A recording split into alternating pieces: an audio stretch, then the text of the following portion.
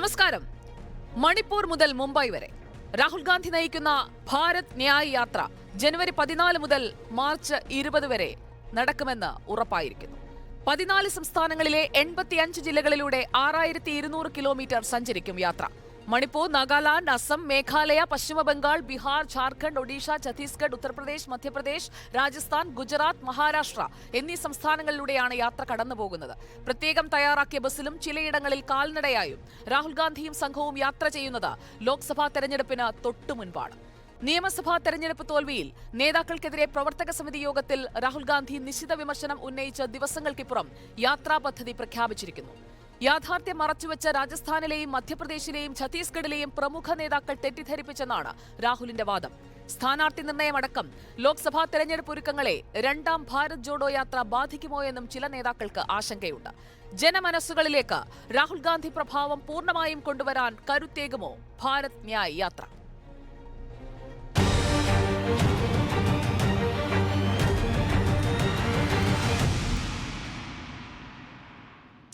നമുക്കൊപ്പം അതിഥികളായി ഇന്നത്തെ ഡിബേറ്റിൽ പങ്കെടുക്കുന്നത് ശ്രീ എൻ ശ്രീകുമാർ, അൻവർ ഷാ പാലോട്, ഒപ്പം ശ്രീ സന്ദീപ് വാര്യർ എന്നിവരാണ്.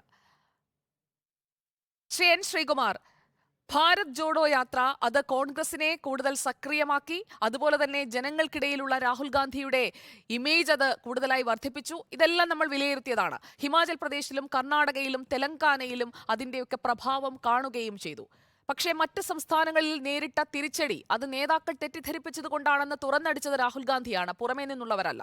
ആ തോൽവി കൂടി മനസ്സിലാക്കിക്കൊണ്ടുള്ള ഒരു യാത്രാ പദ്ധതിയായിരിക്കുമോ ഭാരത് ന്യായ് യാത്രയിൽ കോൺഗ്രസ് സ്വീകരിക്കുക?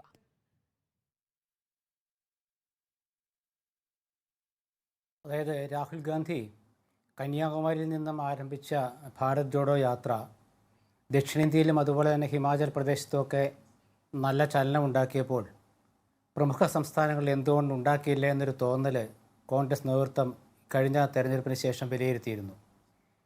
അപ്പോൾ അതിൻ്റെ അടിസ്ഥാനപരമായ കാരണം അവർ മനസ്സിലാക്കിയത് പാർട്ടിയുടെ പ്രാദേശിക ഘടകങ്ങൾ വേണ്ടത്ര സജ്ജമായിരുന്നില്ല എന്നുള്ളതാണ്.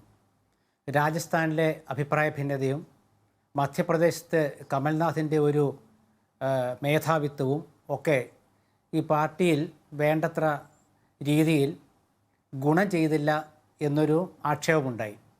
അപ്പോൾ അതുകൊണ്ടാണ് രാഹുൽ ഗാന്ധി തെറ്റിദ്ധരിപ്പിച്ചു പ്രവർത്തക സമിതിയിൽ എന്ന് കോൺഗ്രസ് പറഞ്ഞിട്ടില്ലെങ്കിലും അത് മാധ്യമങ്ങൾ കണ്ടെത്തിയത്. അത് തെറ്റായിരിക്കാനുള്ള സാധ്യതയില്ല. കാരണം മധ്യപ്രദേശ് എന്തായാലും തിരിച്ചുപിടിക്കുമെന്നും രാജസ്ഥാനിൽ തങ്ങൾ കൊണ്ടുവന്ന പദ്ധതികൾ മൂലം വീണ്ടും അധികാരത്തിൽ എത്തുമെന്നൊക്കെ പറഞ്ഞത് അവിടെയുള്ള നേതാക്കളാണ്. കോൺഗ്രസിൻ്റെ ഒരു കീഴ്വഴക്കമനുസരിച്ച് അതാത് സംസ്ഥാനങ്ങളിലെ നേതാക്കൾ പറയുന്ന റിപ്പോർട്ടിൽ ഏതാണ്ട് 70% അവർ വിശ്വസിക്കാറുണ്ട്. അത് മിക്ക ജനാധിപത്യ കക്ഷികളും അങ്ങനെയാണ്. പക്ഷേ ഇവിടെ പരാജയപ്പെട്ടുപോയി. അപ്പോൾ അതിൻ്റെ അടിസ്ഥാനത്തിൽ ഇത് പുതിയതല്ല. ഈ തീരുമാനം ന്യായ് യാത്ര ഭാരത് ജോഡോ യാത്രയുടെ രണ്ടാം ഘട്ടം പിന്നെ നടത്തുമെന്ന് അന്ന് കാശ്മീരിൽ യാത്ര സമാപിക്കുമ്പോൾ തന്നെ പ്രഖ്യാപിച്ചിരുന്നതാണ്. പക്ഷേ പിന്നീട് തിരഞ്ഞെടുപ്പുകളൊക്കെ വരികയും ഈ യാത്രയുടെ ആ ഒരു കാൽനട യാത്ര അതിൻ്റെ ഒരു മറ്റ് അസൗകര്യങ്ങളൊക്കെ നോക്കിക്കൊണ്ടും ഒക്കെയാണ് അത് പിന്നെ നിർത്തിവെച്ചത്. അതായത് ഉപേക്ഷിച്ചതല്ല, തൽക്കാലത്തേക്ക് നിർത്തിവെച്ചത്. അത് ലോക്സഭാ തിരഞ്ഞെടുപ്പിന് മുമ്പ് പ്രത്യേകിച്ച് മണിപ്പൂരിൽ നിന്ന് തുടങ്ങുമ്പോൾ ഗുണഫലം ഉണ്ടാകുമെന്ന് തന്നെയാണ് കോൺഗ്രസ് കരുതുന്നത്. കാരണം ഈ യാത്ര, രണ്ടാമത്തെ യാത്ര കടന്നു പോകുന്നതും മുഖ്യ സംസ്ഥാനങ്ങളിലൂടെയാണ്. യു പിയും മധ്യപ്രദേശും അതുപോലെ തന്നെ മഹാരാഷ്ട്രവും ഒക്കെ ഉൾപ്പെടെ സംസ്ഥാനങ്ങളിലൂടെ തന്നെയാണ്. അപ്പോൾ പാർട്ടി സജ്ജമാക്കാൻ ഇത് നല്ലൊരു വഴിയാണ് എന്ന് കോൺഗ്രസ് കണ്ടെത്തിയതാണ് ഇതിൻ്റെ പ്രധാനപ്പെട്ട കാരണം. അതുകൊണ്ട് തന്നെയാണ് CWC കഴിഞ്ഞ ദിവസം ചേർന്ന പ്രവർത്തക സമിതി യോഗം ഇത്തരത്തിലൊരു തീരുമാനമെടുക്കുകയും അത് കാൽനടയായി തന്നെ പോകണം എന്ന് വേണ്ട. കാരണം അതിൻ്റെ സമയമില്ല. ലോക്സഭാ തിരഞ്ഞെടുപ്പ് അടുത്തിരിക്കുകയാണ്, സമയമില്ല. അതുകൊണ്ട് കുറച്ച് വാഹനത്തിലും കുറച്ച് കാൽനടയായും അല്ലാതെയും ഒക്കെ യാത്ര നടത്തിയാൽ തീർച്ചയായിട്ടും അത് പാർട്ടിയുടെ അടിസ്ഥാന ഘടകങ്ങളെ കൂടുതൽ ജാഗരൂകരാക്കാനും ഊർജ്ജസ്വലരാക്കാനും കഴിയുമെന്ന വിശ്വാസം കോൺഗ്രസിനുണ്ടെന്നാണ് ഇതിൽ നിന്ന് നമുക്ക് മനസ്സിലാകുന്നത്. ഓക്കെ, ശ്രീ അൻവർ ഷാ പാലോട്, കോൺഗ്രസിനെ കൂടുതൽ സജീവമാക്കാൻ അല്ലെങ്കിൽ പരാജയത്തിൽ നിന്ന് തിരിച്ചു വരാൻ ഇന്ത്യ മുന്നണിയുടെ നേതൃനിരയിൽ തന്നെ നിലയുറപ്പിക്കാനായിട്ടുള്ള അടുത്ത ശ്രമത്തിലേക്ക് കടക്കുകയാണ്. കശ്മീരിലെ പ്രഖ്യാപിച്ചതാണ് രണ്ടാം ഘട്ടം എന്നുള്ളത് ശരിയാണ്. ഇവിടെ ഇപ്പോൾ 65 ദിവസം കൊണ്ട് 85 ജില്ലകൾ കവർ ചെയ്തുകൊണ്ട് നടത്തുന്ന യാത്രയുടെ സമയം എന്ന് പറയുന്നത് ലോക്സഭാ തെരഞ്ഞെടുപ്പിന്റെ തീയതി ഒരുപക്ഷേ ഈ മാർച്ച് 20 മുൻപ് പ്രഖ്യാപിക്കാനുള്ള ഒരു സാധ്യതയും തള്ളിക്കളയാൻ കഴിയില്ല. അങ്ങനെയാണെങ്കിൽ സ്ഥാനാർത്ഥി നിർണയത്തിലേക്കടക്കം എല്ലാ മുന്നണികളും അല്ലെങ്കിൽ എല്ലാ പാർട്ടികളും ഒക്കെ കടക്കുന്ന ഒരുങ്ങുന്ന ഒരു സമയവുമാണ്. ആദ്യത്തെ യാത്ര, ആ യാത്രയിൽ കൃത്യമായ ഒരു മൈലേജ് ഉണ്ടാക്കിയെടുക്കാൻ, കോൺഗ്രസ് അവകാശപ്പെടുന്നത് പോലെ ഒരു മൈലേജ് ഉണ്ടാക്കിയെടുക്കാൻ പാർട്ടിക്ക് കഴിഞ്ഞിട്ടുണ്ടോ? അതിന്റെ ഒരു പ്രതിഫലനം അങ്ങനെയാണെങ്കിൽ ഇപ്പോൾ നടന്ന തെരഞ്ഞെടുപ്പിലും കാണേണ്ടേ എന്നൊക്കെ പലരും ചോദിക്കുന്നുമുണ്ട്. അന്നുഷ പാലോടൻ എന്ത് തോന്നുന്നു? ഈ രണ്ടാമത്തെ യാത്ര കൊണ്ട് ഏത് തരത്തിലുള്ള ഒരു മേൽക്കൈ മുന്നണി രാഷ്ട്രീയത്തിൽ ഒപ്പം ഇന്ത്യ മുന്നണിക്ക് പൊതുവെ കൊണ്ടുവരാൻ കോൺഗ്രസിന് കഴിയും? അല്ല സുജയ, നമ്മൾ മനസ്സിലാക്കേണ്ടത് ഇന്ത്യയുടെ രാഷ്ട്രീയ ചരിത്രത്തിലൊക്കെ തന്നെ ഈ യാത്രകൾ, അതോടൊപ്പം തന്നെ പദയാത്രകൾ, ഇതൊക്കെ മുമ്പ് ചന്ദ്രശേഖർ അടക്കം, മുൻ രാഷ്ട്രീയ നേതാവ് ചന്ദ്രശേഖർ അടക്കം നടത്തി കണ്ടിട്ടുണ്ട്. ഇപ്പോൾ ആന്ധ്രാപ്രദേശിൽ ജഗ്മോഹൻ റെഡ്ഡിയുടെ പിതാവ് YSR നടത്തിയിട്ടുള്ള യാത്രകൾ, അതൊക്കെ പല തെരഞ്ഞെടുപ്പുകളെയൊക്കെ തന്നെ സ്വാധീനിക്കാൻ കഴിഞ്ഞതായിട്ടാണ് നമുക്ക് കണ്ടിട്ടുള്ളത്. പക്ഷേ രാഹുൽ ഗാന്ധി കഴിഞ്ഞ ഈ ഭാരത് ജോഡോ യാത്ര നടത്തിയതിന് ശേഷം നടന്ന ഏറ്റവും പ്രധാനപ്പെട്ട തെരഞ്ഞെടുപ്പുകളാണ് മധ്യപ്രദേശ്, ഛത്തീസ്ഗഡ്, രാജസ്ഥാൻ. ഇതിലൊക്കെ ഞാനടക്കമുള്ളവർ പ്രതീക്ഷിച്ചിരുന്നത് വലിയ രീതിയിലുള്ള ഒരു ഇമ്പാക്റ്റ് ഉണ്ടാകും. അതോടൊപ്പം തന്നെ BJPയെ അധികാരത്തിൽ നിന്ന് പുറത്താക്കാൻ ഈ 3 സംസ്ഥാനങ്ങളിലും കഴിയും എന്ന് തന്നെയാണ് പ്രതീക്ഷിച്ചത്. പക്ഷേ റിസൾട്ട് വന്നപ്പോൾ മറ്റൊരു റിസൾട്ടിലേക്കാണ് കാര്യങ്ങൾ പോയത്. ഇപ്പോൾ ഇവിടെ മനസ്സിലാക്കേണ്ടത് ഇതൊരു കോൺഗ്രസിൻ്റെ ഒരു രാഷ്ട്രീയപരമായിട്ടുള്ള ഒരു യാത്രയാണ്. അതിൻ്റെ കോസിനെ എന്തായാലും നമ്മൾക്ക് അക്സെപ്റ്റ് ചെയ്തേ പറ്റൂ. കാരണം നരേന്ദ്രമോദി സർക്കാരിനെ പുറത്താക്കുക, 2024 പുറത്താക്കുക എന്നുള്ള ലക്ഷ്യം, അതിന് ഇന്ത്യ മുന്നണിയിലെ എല്ലാ പാർട്ടികളും ഒരുമിച്ച് സഹകരിക്കാനും ഈ ഒരു ലക്ഷ്യത്തിനായിട്ട് തയ്യാറാണ് എന്ന് നിതീഷ് കുമാർ അടക്കം, അതോടൊപ്പം തന്നെ ലാലു പ്രസാദ് യാദവ്, CPM അടക്കമുള്ള എല്ലാ പാർട്ടികളും, DMK അടക്കമുള്ള എല്ലാ പാർട്ടികളും അതിനെ പോസിറ്റീവായിട്ട് തന്നെയാണ് കാണുന്നത്. പക്ഷേ ഈ യാത്ര ഇപ്പോൾ നമുക്കറിയാം, ഈ ഭാരത് ജോഡോ യാത്ര കടന്നുപോയ സ്ഥലങ്ങളിലൊക്കെ തന്നെ രാഹുൽ ഗാന്ധിക്ക് അതിന് മുമ്പുണ്ടായിരുന്ന ഒരു മൈലേജ് അല്ല, അതിനുശേഷം നല്ലൊരു മൈലേജ് ഉണ്ടായി. പക്ഷെ ആ മൈലേജ് എത്രത്തോളം വോട്ടായി വരുന്നു എന്നുള്ളതാണ്. കാരണം നമ്മുടെ മുന്നിൽ ഇനി 3-4 മാസങ്ങൾ മാത്രമാണുള്ളത് ഒരു പൊതു തെരഞ്ഞെടുപ്പിനെ അപേക്ഷിച്ച്. അപ്പോൾ ഈ തെരഞ്ഞെടുപ്പുമായി ബന്ധപ്പെട്ട് നമ്മുടെ രാഷ്ട്രീയ ചരിത്രം നമ്മൾ പഠിക്കുമ്പോൾ ഈ യാത്രകൾക്കൊക്കെ തന്നെ നല്ല രീതിയിലുള്ള ഇമ്പാക്റ്റ് ഉണ്ടാക്കിയെടുക്കാൻ കഴിഞ്ഞിട്ടുണ്ട് മുൻകാലങ്ങളിൽ. പക്ഷെ രാഹുൽ ഗാന്ധിക്ക് ആ ഒരു രീതിയിലേക്ക് കാര്യങ്ങൾ കൊണ്ടുവരാൻ കഴിഞ്ഞിട്ടില്ല. ഇപ്പൊ ഈ അതായത് നായക നടന്റെ പ്രകടനം ഗംഭീരമായി എന്ന് നമ്മൾ പറഞ്ഞിട്ടുള്ള, അല്ലെങ്കിൽ അങ്ങനെ പൊതുവെ വിലയിരുത്തുന്ന സിനിമകളൊക്കെ ചിലതൊക്കെ വിജയിക്കാതെ പോകുന്ന ഒരു സാഹചര്യത്തോട് ഉപമിക്കാവുന്ന തരത്തിലാണോ ഇപ്പോൾ ഈ 3 സംസ്ഥാനങ്ങളിലെ ഒരു കാഴ്ച കൂടി നമ്മൾ വെച്ച് നോക്കുമ്പോൾ? അതിലിപ്പോൾ ഈ 2ാം ഘട്ട യാത്ര കടന്നു പോകും നമ്മുടെ രാജസ്ഥാനിലൂടെ.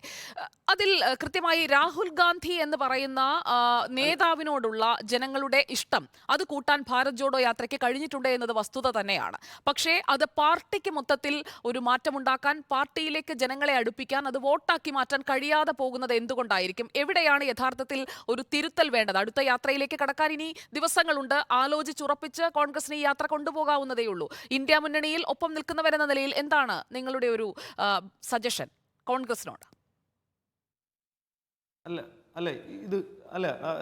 സുജയ ചോദിച്ചത് നല്ലൊരു ചോദ്യമാണ്. കാരണം ഇപ്പോൾ നമ്മുടെ മുമ്പിലുള്ള സെമി ഫൈനൽ, 2024 ലോക്സഭാ തെരഞ്ഞെടുപ്പിന് മുമ്പുള്ള സെമി ഫൈനലിൽ നടന്ന സംസ്ഥാനങ്ങൾ, ഇപ്പോൾ മധ്യപ്രദേശിൽ നമ്മൾ കണ്ടതാണ്, കോൺഗ്രസ് അവിടെ മറ്റുള്ള ഇപ്പൊ ഇന്ത്യ മുന്നണിയുടെ റാലി പോലും നടത്താനുള്ള സമ്മതം ചെയ്തിട്ടില്ലായിരുന്നു.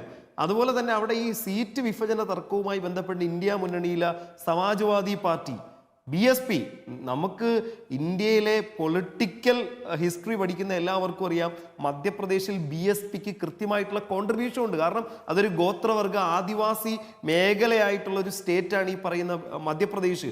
അവിടെ ഒന്നും തന്നെ കോൺഗ്രസ് ഇന്ത്യ മുന്നണിക്കകത്തുള്ള മറ്റുള്ള കക്ഷികളെ പരിഗണിച്ചില്ല. നിങ്ങൾ രാജസ്ഥാനിൽ നോക്കൂ. രാജസ്ഥാനിൽ ബാന്ദ്ര എന്ന് പറയുന്ന മണ്ഡലത്തിൽ CPM കഴിഞ്ഞതിന് വിജയിച്ചൊരു മണ്ഡലമാണ്. ആ മണ്ഡലത്തിൽ ഇത്തവണ കോൺഗ്രസ് CPMന് പിന്തുണ കൊടുക്കാതെ CPMോട് 2ാമത് പിന്തള്ളപ്പെട്ടു. BJP അവിടെ ജയിച്ചേ. കോൺഗ്രസിനുണ്ടായിരുന്ന വോട്ട് പോലും അവിടെ കിട്ടിയില്ല. അപ്പോൾ നമ്മൾ ഇന്ത്യ മുന്നണിയെ സംബന്ധിച്ച് ഒരു മുന്നണിയായിട്ട് നരേന്ദ്രമോദി സർക്കാരിനെ 2024 പുറത്താക്കുക എന്ന ലക്ഷ്യത്തോടു കൂടി രാഷ്ട്രീയ പ്രവർത്തനം, ഇപ്പൊ കോൺഗ്രസിൻ്റെതായ രാഷ്ട്രീയ പ്രവർത്തനമാണ് നടത്തുന്നത്. ഭാരത് ജോഡോ യാത്ര, CPM കൃത്യമായി CPMന്റെ രാഷ്ട്രീയ പ്രവർത്തനം നടത്തുന്നുണ്ട് നരേന്ദ്രമോദി സർക്കാരിനെതിരെ. അങ്ങനെ ഇന്ത്യയിലെ ഓരോ രാഷ്ട്രീയ പാർട്ടികളും കൃത്യമായി രാഷ്ട്രീയ പ്രവർത്തനം നടത്തി ഒരു തെരഞ്ഞെടുപ്പിലേക്ക് വരുമ്പോൾ കോൺഗ്രസ് പല സ്ഥലങ്ങളിലും വിട്ടുവീഴ്ചയ്ക്ക് തയ്യാറാവുന്നില്ല.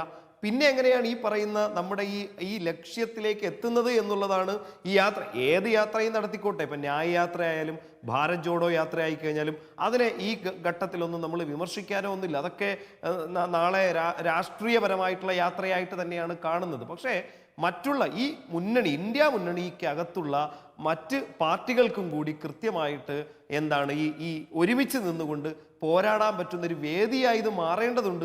അത് അല്ലാതെ ഈ പറയുന്ന തെരഞ്ഞെടുപ്പ് വരുന്ന സമയത്ത് ഞാനാണ് വലിയേട്ടൻ, മറ്റുള്ള പാർട്ടികൾക്കൊന്നും തന്നെ ഇന്ത്യയിൽ നിങ്ങൾ ഒരു സംസ്ഥാനത്തല്ലേ ഉള്ളൂ, നിങ്ങൾ ഉത്തർപ്രദേശിലല്ലേ ഉള്ളൂ, നിങ്ങൾ ബീഹാറിലല്ലേ ഉള്ളൂ, അല്ലെങ്കിൽ നിങ്ങൾ തമിഴ്നാട്ടിലല്ലേ ഉള്ളൂ, ഞങ്ങളാണ് ഇന്ത്യ മുഴുവനുള്ള പാർട്ടി എന്ന് പറഞ്ഞ് മറ്റുള്ള പാർട്ടികളെ മാറ്റി നിർത്തിക്കഴിഞ്ഞാൽ ഒരിക്കലും ഈ ഒരു ലക്ഷ്യത്തിലേക്ക് എത്തില്ല.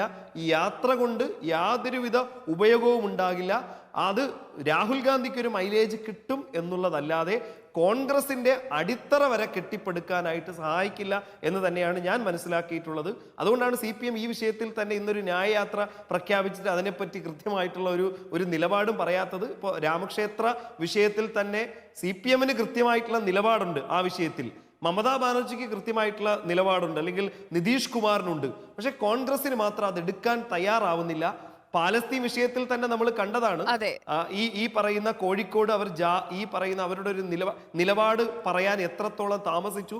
നോർത്ത് ഇന്ത്യയിലെ ഇലക്ഷൻ കഴിയുന്നത് വരെ അവർക്ക് കാത്തു നിൽക്കേണ്ടി വന്നു എന്നുള്ളത്. അപ്പോൾ ഒന്നിലും കൃത്യമായിട്ടുള്ള ഒരു ക്ലാരിറ്റി വരുന്നില്ല.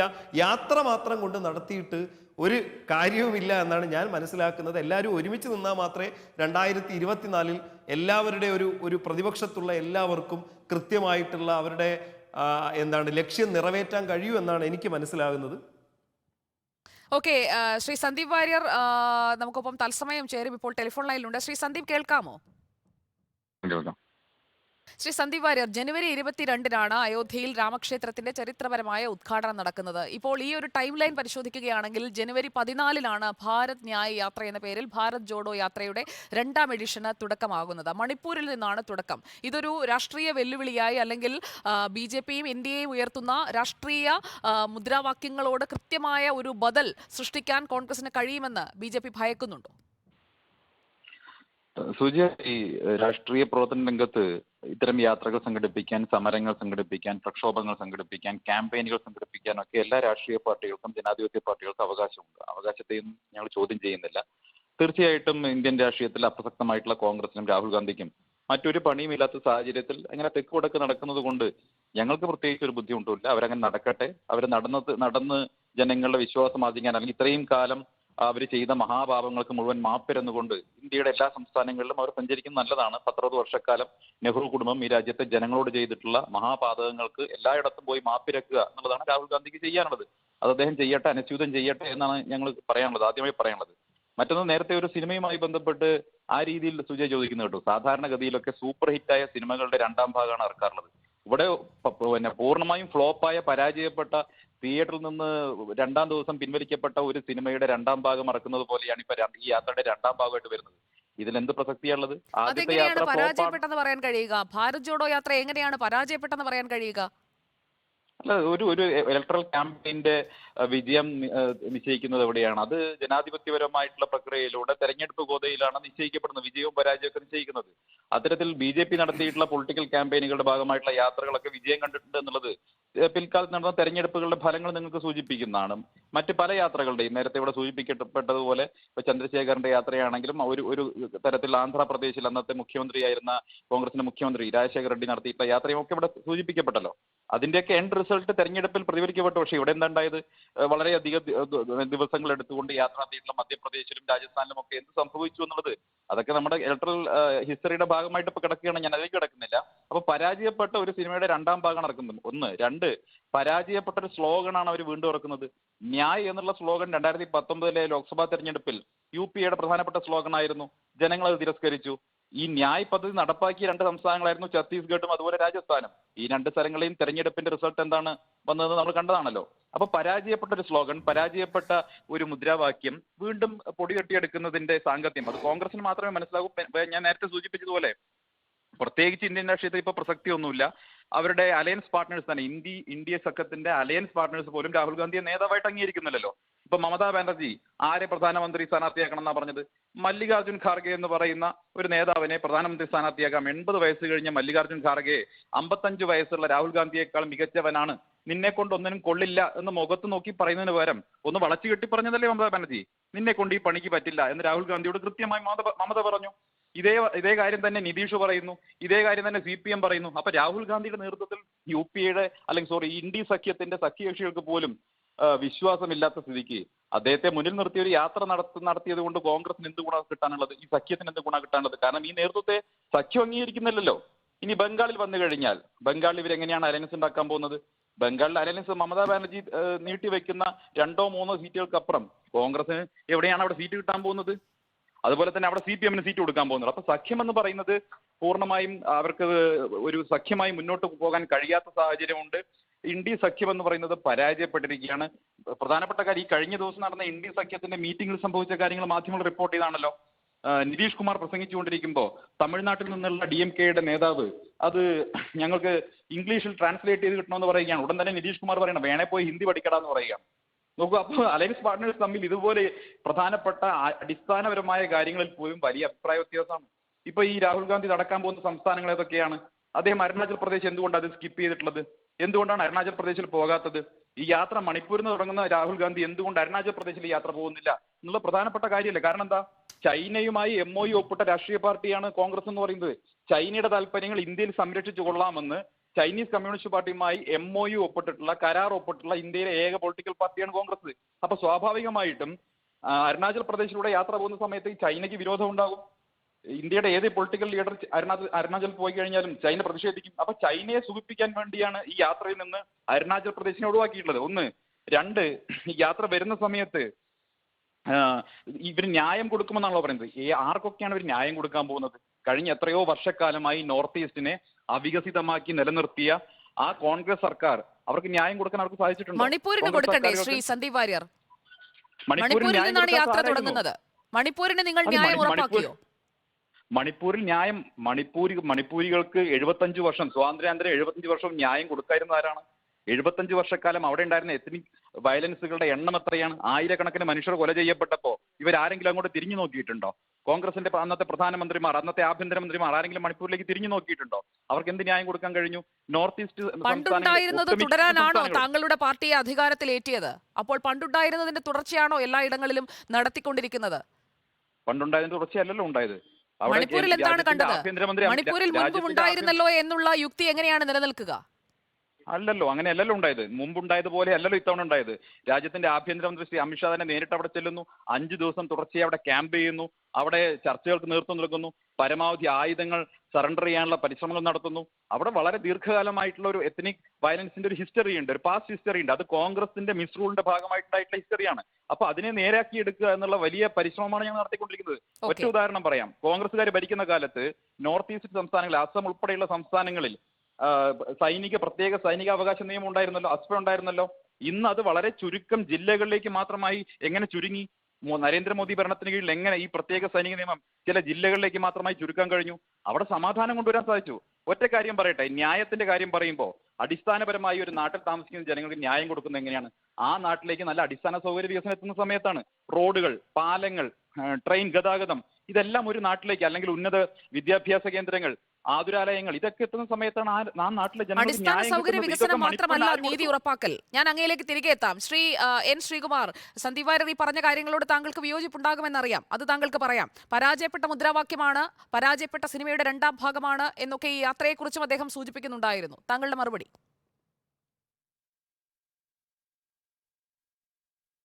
ശ്രീമതി സുജയ, ഒരു രാഷ്ട്രീയ പ്രസ്ഥാനത്തെയും അതിൻ്റെ നേതാക്കളെയും ഒക്കെ നമുക്ക് നമ്മുടെ ശൈലിയിലുള്ള വാചകങ്ങൾ കൊണ്ട് ആക്ഷേപിക്കുകയും പരിഹസിക്കുകയൊക്കെ ചെയ്യാം. BJP ഒരു ഉത്തരേന്ത്യൻ പാർട്ടി മാത്രമായി അവശേഷിച്ചു എന്ന് ഞാൻ പറയുകയാണെങ്കിൽ അത് എൻ്റെ മണ്ടത്തരമെന്നേ ഞാൻ കണക്കാക്കുള്ളൂ.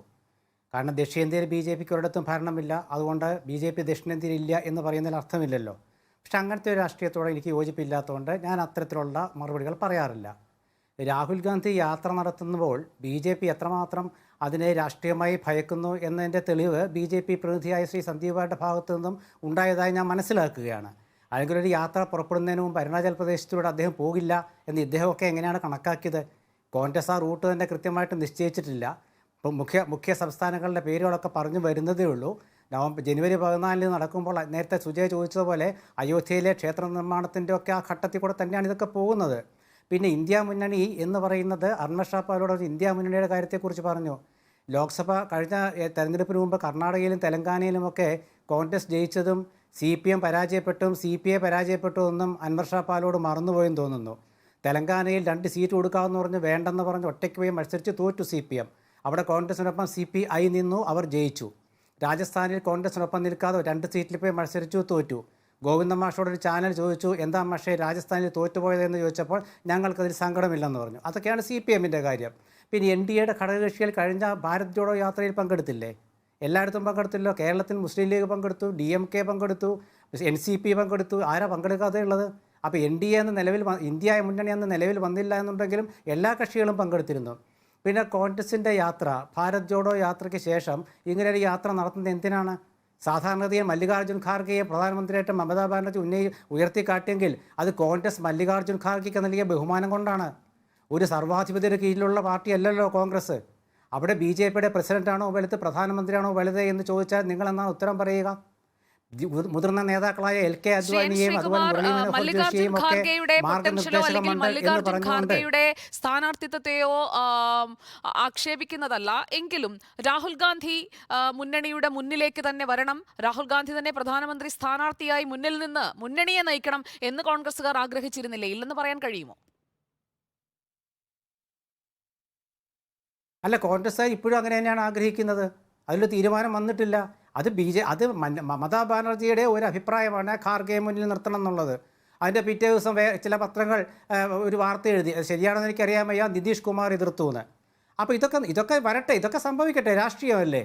ഞാൻ പറയുന്നത് മല്ലികാർജ്ജുൻ ഖാർഗെ എന്ന 80 വയസ്സുകാരന് കോൺഗ്രസ് കൊടുക്കുന്ന ബഹുമാന്യത LK അദ്വാനിക്കും മുരളി മനോഹർ ജോഷിക്കും എന്തുകൊണ്ട് കൊടുത്തില്ല? മാർഗനിർദ്ദേശക മണ്ഡൽ എന്ന് പറഞ്ഞ് മാറ്റിയിരുത്തിട്ട് എത്ര മാർഗനിർദ്ദേശം കൊടുത്തു അവർ? ഈ അയോധ്യ ക്ഷേത്ര നിർമ്മാണത്തിൽ പോലും നമ്മൾക്ക് അവരെക്കുറിച്ച് കേട്ടത് എന്താണ്? ഇതൊക്കെ ഞാൻ പറയാതെ പറയുന്നത് എന്തുകൊണ്ടാണെന്ന് അറിയാമോ? BJP പ്രതിനിധി പറഞ്ഞുകൊണ്ട് മാത്രം പറഞ്ഞു, അല്ല ഞാനത് പറയില്ല. കാരണം ഓരോ രാഷ്ട്രീയ പാർട്ടിക്കും അവരുടേതായ നേതാക്കളും നിലപാടുകളുമുണ്ട്. ഇന്ദിരാഗാന്ധിയുടെ പാർട്ടിയാണ് ഇന്ത്യൻ നാഷണൽ കോൺഗ്രസ്. ഇന്ദിരാഗാന്ധിയുടെ കുടുംബത്തെ ഇന്ത്യൻ നാഷണൽ കോൺഗ്രസിന്റെ പ്രവർത്തകർ സ്നേഹിച്ചതുകൊണ്ട് അത് വ്യക്തികേന്ദ്രീകൃതമായി പോകുന്നതല്ലേ കോൺഗ്രസിനെ യഥാർത്ഥത്തിൽ തകർക്കുന്നത്? ശ്രീ N. ശ്രീകുമാർ, ഞാൻ താങ്കളിലേക്ക് വരാം. സന്ദീപ് വാര്യർ ഒന്ന് കൈ ഉയർത്തിയിരുന്നു. സന്ദീപ്, എന്താണ്, എന്തെങ്കിലും ഇടപെട്ട് ചോദിക്കാനാണോ? അല്ല, നേരത്തെ ഫോണിലൂടെ ആയതുകൊണ്ട് പൂർണ്ണമായും സംസാരിക്കാൻ പറ്റിയില്ല. ഇവർ ന്യായം കൊടുക്കുമെന്ന് പറഞ്ഞു തുടങ്ങിയ യാത്രയാണല്ലോ. ഇപ്പം നിങ്ങൾ മണിപ്പൂരിലെ വംശീയ കലാപത്തെക്കുറിച്ച് ചോദിച്ചു. നോക്കൂ, ഇവരുടെ നെറേറ്റീവ്, ആ വിഷയത്തിൽ ഇവർ ഉയർത്തിപ്പിടിക്കുന്ന നെറേറ്റീവ് ക്രിസ്ത്യൻ കമ്മ്യൂണിറ്റി പോലും വിശ്വസിച്ചില്ല എന്നുള്ളതിൻ്റെ ഏറ്റവും വലിയ തെളിവല്ലേ? ഒരു സെക്കൻഡ്, ഏറ്റവും വലിയ തെളിവല്ലേ? ഇപ്പോൾ കഴിഞ്ഞ ദിവസം പ്രധാനമന്ത്രി വിളിച്ച ക്രിസ്മസ് വിരുന്നിൽ രാജ്യത്തെ മുഴുവൻ ക്രിസ്ത്യൻ കമ്മ്യൂണിറ്റികളുടെയും പ്രതിനിധികൾ പങ്കെടുത്തു. അപ്പൊ ഇവരുടെ നെറേറ്റീവിനെ ക്രിസ്ത്യൻ കമ്മ്യൂണിറ്റി പോലും ബൈ ചെയ്യുന്നില്ല, വിശ്വസിക്കുന്നില്ല എന്നുള്ളത് ഏറ്റവും വലിയ തെളിവാണ്. ഇനി മറ്റൊരു കാര്യം, അവർക്ക് ന്യായം കൊടുക്കാനാണെങ്കിൽ രാഹുൽ ഗാന്ധി ആർക്കാണ് ആദ്യം ന്യായം കൊടുക്കുന്നത്? സന്ദീപ് വാര്യർ, അങ്ങനെ കണ്ണട ചിരുട്ടാക്കരുത്. അത് ക്രിസ്മസ് വിരുന്നായിരുന്നു. മണിപ്പൂർ ചർച്ചയായില്ല എന്നതിൽ പങ്കെടുത്തവർ പറഞ്ഞതല്ലേ? അല്ല, മണിപ്പൂരിൽ ഇവരുടെ നറേറ്റീവ് ബൈ ചെയ്യുന്നുണ്ടായിരുന്നെങ്കിൽ സ്വാഭാവികമായിട്ടും സഭകളുടെ പ്രതിനിധികൾ അവിടെ വരില്ലായിരുന്നല്ലോ, അല്ലെങ്കിൽ അവർ എതിർപ്പ് പ്രകടിപ്പിക്കുകയായിരുന്നല്ലോ. അപ്പോൾ അവരുടെ നറേറ്റീവ് ഇത് ഒരു ഒരു കമ്മ്യൂണിറ്റിക്കെതിരായി, ക്രിസ്ത്യൻ കമ്മ്യൂണിറ്റിക്കെതിരായ കലാപമാണ് എന്ന രീതിയിൽ ഇവരുടെ നറേറ്റീവ് ആരും ഇപ്പോൾ എടുക്കുന്നില്ല. അത് എടുക്കാൻ ചരക്കാണ് എന്നുള്ളത് നേരത്തെ നടന്ന തെരഞ്ഞെടുപ്പുകൾ, മേഘാലയ ഉൾപ്പെടെയുള്ള സ്ഥലങ്ങളിലെ തെരഞ്ഞെടുപ്പുകൾ തെളിയിച്ചതാണ്. ഒന്ന്. രണ്ടാമത്തെ കാര്യം, ഇനി രാഹുൽ ഗാന്ധിക്ക് ന്യായം കൊടുക്കാനാണെങ്കിൽ, കലാപത്തിലെ ഇരകൾക്ക് ന്യായം കൊടുക്കാനാണ് രാഹുൽ ഗാന്ധിയുടെ ഉദ്ദേശമെങ്കിൽ അദ്ദേഹം മണിപ്പൂർ വരെ നടക്കേണ്ട കാര്യമില്ല. അദ്ദേഹത്തിന്റെ വീടിന് തൊട്ട് പുറത്തേക്ക് ഇറങ്ങി 1984 കലാപത്തിന് ഇരകളാക്കപ്പെട്ട സിഖുകാർ അവിടെ ഡൽഹിയിലുണ്ടല്ലോ, അവർക്ക് നിങ്ങൾ ന്യായം കൊടുക്കുക. അവർക്ക് ന്യായം കൊടുക്കുന്നതിന് പകരം ജഗദീഷ് ടൈറ്റ്ലറെയും സജ്ജൻ കുമാറിനെയും ഒക്കെ ഇപ്പോഴും സ്വന്തം വാഹനത്തിൽ കയറ്റി വിവിധ പരിപാടികൾക്ക് പോകുന്നതാരാ? രാഹുൽ ഗാന്ധിയും പ്രിയങ്കയല്ലേ? അപ്പൊ ഡൽഹിയിലെ അന്നത്തെ കലാപത്തിന്റെ ഇരകളാക്കപ്പെട്ട സിഖുകാർക്ക് ന്യായം കൊടുക്കാൻ പറ്റാത്ത ഇവരാണോ ഇനി മണിപ്പൂരിൽ പോയി ന്യായം കൊടുക്കുന്നത്? ഒരു കാര്യം കൂടി പറയാം, UPA ഭരണത്തിന്റെ കീഴിൽ അല്ലെങ്കിൽ കോൺഗ്രസ് ഭരണത്തിന്റെ കീഴിൽ ആസാമിലും മണിപ്പൂരിലും നോർത്ത് ഈസ്റ്റ് സംസ്ഥാനങ്ങളിലും നടന്നിട്ടുള്ള വിവിധ വംശീയ കലാപങ്ങളിൽ കൊല്ലപ്പെട്ടവരുടെ എണ്ണം എന്ന് പറയുന്നത് ആയിരക്കണക്കിനാണ്. 62 ഇന്ദിരാഗാന്ധി അവിടെ പോകുന്ന സമയത്ത് നെഹ്റുവിന്റെ ഭയം മുഴുവൻ തന്റെ മകളുടെ സുരക്ഷിതത്വത്തിലായിരുന്നു. നെഹ്റുവിന്റെ കാലം മുതൽക്ക് അവിടെ നടന്നിട്ടുള്ള കലാപങ്ങളുടെ കണക്കെടുത്തു കഴിഞ്ഞാൽ, ദിവസങ്ങളോളം ബ്ലോക്കേഡുകൾ ഉണ്ടായിട്ടുള്ള കഥകൾ, ഹിസ്റ്ററികൾ എടുത്തു കഴിഞ്ഞാൽ, കോൺഗ്രസിന്റെ കാലത്ത് സംഭവിച്ചിട്ടുള്ള മിസ്റൂളിന്റെ ഭാഗമായിട്ടാണ് നോർത്ത് ഈസ്റ്റ് സംസ്ഥാനങ്ങളിൽ ഈ പ്രശ്നങ്ങൾ മുഴുവൻ ഉണ്ടായിട്ടുള്ളത്. ഞങ്ങൾ നരേന്ദ്രമോദി സർക്കാർ നോർത്ത് ഈസ്റ്റിൽ വികസനം മണിപ്പൂരിൽ നമ്മൾ കണ്ടത് എന്താണ്? മണിപ്പൂരിൽ കണ്ടതിനെ എങ്ങനെയാണ് മറന്നുകൊണ്ട് ചരിത്രത്തെ കുറിച്ച് പറയാൻ കഴിയുക? അധികം പഴയതല്ലല്ലോ. എന്റെ 2023 തന്നെയല്ലേ ശ്രീ നോർത്ത് സന്ദീപ് ഈസ്റ്റ് വാര്യർ? സംസ്ഥാനങ്ങൾ നോർത്ത് ഈസ്റ്റ് എന്നല്ല, ഞാൻ മണിപ്പൂർ എന്ന് തന്നെയാണ് പറഞ്ഞത്. അല്ല, നോർത്ത് ഈസ്റ്റ് സംസ്ഥാനങ്ങളിൽ നോർത്ത് ഈസ്റ്റിലെ മണിപ്പൂർ ഉൾപ്പെടെയുള്ള എല്ലാ സംസ്ഥാനങ്ങളിലും രക്തരൂക്ഷിതമായിട്ടുള്ള ഒരു ചരിത്രം ഉണ്ടായിരുന്നു. അവിടുത്തെ സംസ്ഥാനങ്ങൾ രൂപീകരിക്കപ്പെട്ട സമയത്ത് കൃത്യമായിട്ടുള്ള ബൗണ്ടറികൾ രേഖപ്പെടുത്താത്തത് കൊണ്ട് ആസാമും നാഗാലാൻഡും തമ്മിലുണ്ടായിരുന്ന സംഘർഷങ്ങൾ, നിരവധി സംഘർഷങ്ങൾ, നമുക്ക് പറഞ്ഞാൽ വിശ്വസിക്കാത്ത വണ്ണമുള്ള സംഘർഷങ്ങൾ ഉണ്ടായിട്ട് അന്നത്തെ കാലത്ത് റിപ്പോർട്ട് ചെയ്യപ്പെടാൻ വേണ്ട അത്ര സൗകര്യങ്ങളില്ലാത്തത് കൊണ്ട് പലപ്പോഴും മുഖ്യധാര നമ്മുടെ രാജ്യത്തിന്റെ മറ്റു പ്രദേശങ്ങളിൽ ഈ കാര്യങ്ങൾ അറിയാതെ പോയി എന്നുള്ള വസ്തുതയാണ്. പക്ഷെ ഇതൊക്കെ ചരിത്രത്തിന്റെ ഭാഗമാണ്, അതൊക്കെ തിരസ്കരിക്കാൻ കഴിയില്ല. ഒരൊറ്റ ഉദാഹരണം പറയാം. ഈ നോർത്ത് ഈസ്റ്റ് സംസ്ഥാനങ്ങളിൽ, മണിപ്പൂർ ഉൾപ്പെടെയുള്ള സംസ്ഥാനങ്ങളിൽ അവിടെ ഉണ്ടായിരുന്ന കോൺഗ്രസ് ഭരണകാലത്ത് ഉണ്ടായിരുന്ന നിയമമായിരുന്നു പ്രത്യേക സൈനികാധികാര നിയമം. MP രാജേഷ് ഉൾപ്പെടെയുള്ളവർ ലോക്സഭയിൽ പോയി പ്രസംഗിച്ചത് നിങ്ങൾക്ക് ഓർമ്മയില്ലേ? അത് പിൻവലിക്കണമെന്ന് ആവശ്യപ്പെട്ടിട്ട് അത് എങ്ങനെയാണ് പിൻവലിക്കാൻ സാധിച്ചത്? എങ്ങനെയാണ് സമാധാനം കൊണ്ടുവരാൻ സാധിച്ചത്? ഇനി ന്യായത്തിന്റെ കാര്യം പറയാം. ഇന്ത്യയുടെ പ്രതിരോധ മന്ത്രിയായിരുന്ന ശ്രീ AK ആന്റണി പാർലമെന്റിൽ ഓൺ റെക്കോർഡ് പറഞ്ഞിട്ടുണ്ട്, അതിർത്തി സംസ്ഥാനങ്ങൾ അണ്ടർ ഡെവലപ്ഡ് ആയിട്ട് വെക്കുക, നോർത്ത് ഈസ്റ്റ് സംസ്ഥാനങ്ങൾ അണ്ടർ ഡെവലപ്ഡ് ആയിട്ട് വെക്കുക എന്നുള്ളത് ഞങ്ങളുടെ പോളിസി ആയിരുന്നു. എന്തുകൊണ്ട്? ഞങ്ങൾക്ക് ചൈനയെ പേടിയായിരുന്നു. പക്ഷേ ഇപ്പോൾ ചരിത്രത്തിൽ ആദ്യമായി നരേന്ദ്രമോദി സർക്കാർ അധികാരത്തിൽ വന്ന ശേഷം നോർത്ത് ഈസ്റ്റിലേക്ക് ട്രെയിൻ എത്തി. അവിടുത്തെ ജനങ്ങൾക്ക് ആദ്യമായി അടിസ്ഥാന സൗകര്യ വികസനം വന്നു, എയിംസ് വന്നു, IIT-കൾ വന്നു, അവിടെ ഹൈവേകൾ വന്നു, പാലങ്ങൾ വന്നു, ടണലുകൾ വന്നു, അവിടെ ആധുനിക സൗകര്യങ്ങൾ വന്നു. ആ 8 സംസ്ഥാനങ്ങൾ നിർത്തിയോ? കയ്യേറാൻ വന്ന ചൈനയെ വന്നതുപോലെ തിരിച്ചയക്കാൻ കഴിഞ്ഞത് മോദി ഭരണത്തിലാണ്. ഇവിടെ കോൺഗ്രസ് ഭരിക്കുന്ന കാലത്താണ് 62,000 സ്ക്വയർ കിലോമീറ്റർ ചൈന പിടിച്ചോണ്ട് പോയത്. അവസാനം ഓർമ്മയില്ലേ, ലതാ മങ്കേഷ്കർ പാട്ട് പാടിയ സമയത്ത് ഈ മേരെ വതൻ കെ ലോഗോ എന്ന പാട്ട് പാടിയ സമയത്ത് നെഹ്റുവിനിരുന്ന് കരയേണ്ടി വന്ന കാര്യം നിങ്ങൾക്ക് ഓർമ്മയില്ലേ? നെഹ്റു എങ്ങനെയാണ് മരണപ്പെടുന്നത്? എങ്ങനെയാണ് 62-ലെ യുദ്ധസമയത്ത് നെഹ്റുവിന്റെ പരാജയം എങ്ങനെ സംഭവിച്ചു? ഇന്ത്യൻ എയർഫോഴ്സിനെ ഇവിടുന്ന് പൊങ്ങാൻ അനുവദിക്കാതെ ചൈനയുടെ മുമ്പിൽ ഇന്ത്യൻ ആർമിക്ക് നിരായുധരായിട്ട് സറണ്ടർ ചെയ്യപ്പെടേണ്ട അവസ്ഥ ഉണ്ടാക്കിയതാരാ? കോൺഗ്രസ് അല്ലേ? ആ കോൺഗ്രസ് ഇതിനെക്കുറിച്ച് പറയാൻ അധികാരം. നേരത്തെ ഞാൻ സൂചിപ്പിച്ചു എന്തുകൊണ്ട് അരുണാചൽ പ്രദേശ് പോകുന്നില്ല. ഞാനത് പറയാൻ കാരണം കോൺഗ്രസ്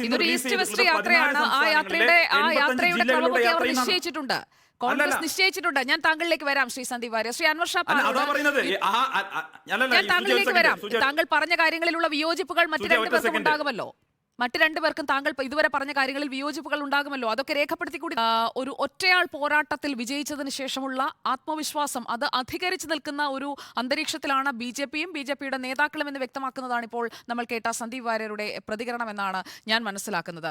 BJPയുടെ തട്ടകങ്ങളിലൂടെ പോകുന്ന യാത്രയിൽ കൂടുതൽ ആളുകളിലേക്ക്, ജനങ്ങളിലേക്ക് നേരിട്ടെത്താൻ, വീട്ടുമുറ്റങ്ങളിലേക്ക് എത്താൻ കോൺഗ്രസ് ലക്ഷ്യമിടുന്നുണ്ടെങ്കിൽ അത് കൃത്യമായ ഒരു കടന്നാക്രമണത്തിലേക്ക് പോകേണ്ട ഒരു ഘട്ടത്തിലേക്ക് എത്തുകയില്ലേ? പ്രത്യേകിച്ചും 2024 പോളിംഗ് ബൂത്തിലേക്കുള്ള ദൂരം കുറഞ്ഞു വരുന്ന ഘട്ടത്തിലാണ് ഈ യാത്ര തുടങ്ങുന്നത് എന്നതുകൂടി വെച്ച് നോക്കുമ്പോൾ ഒരു മറുപടി 2024 കൊടുക്കാൻ കഴിയുമോ കോൺഗ്രസിനും ഇന്ത്യ സഖ്യത്തിനും?